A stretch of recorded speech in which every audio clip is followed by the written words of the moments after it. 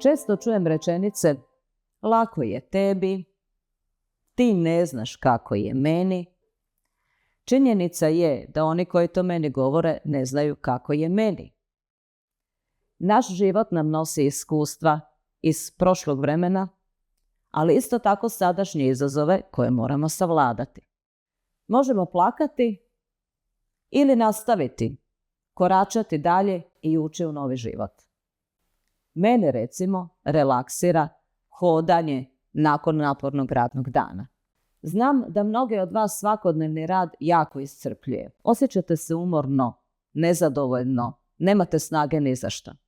Upravo zato sam pripremila jedan 5-dnevni izazov. Da biste si vratile snagu, osjećale se ponovno motivirano i veselo krenule dalje. Na neke stvari ne možemo utjecati.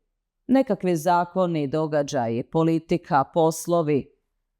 Da li se isplati na to trošiti naše vrijeme, našu energiju?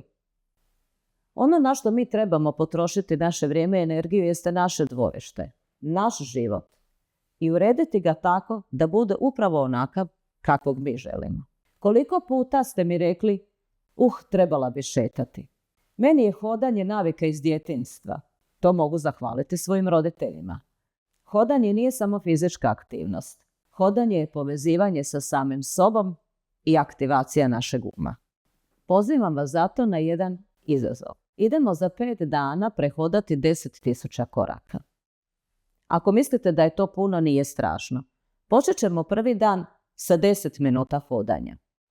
Da vam ne bude prenaporno. Drugi dan ćemo 15 minuta hodati.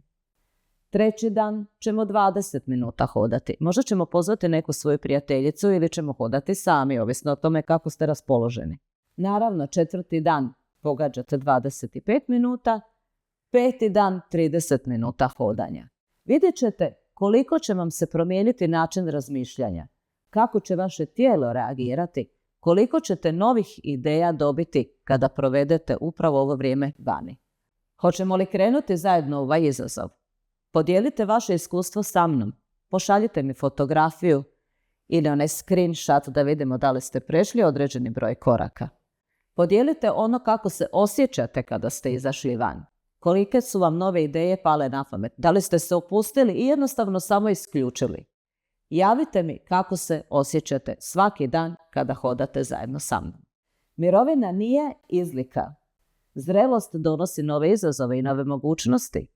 Možda se sad sjetite svega onoga što ste željeli nekad raditi, a nije bilo vremena jer ste zbog posla se morali odreći ovakvih svojih želja. Sjetite se. Pomislite da sad možete raditi upravo ono što ste nekad željeli. Počnite sa malim korakom. Počnite sa korakom hodajući sa mnom. Promijenite svoj život, promijenite svoje navike i krenite dalje u jedan novi i veseli život.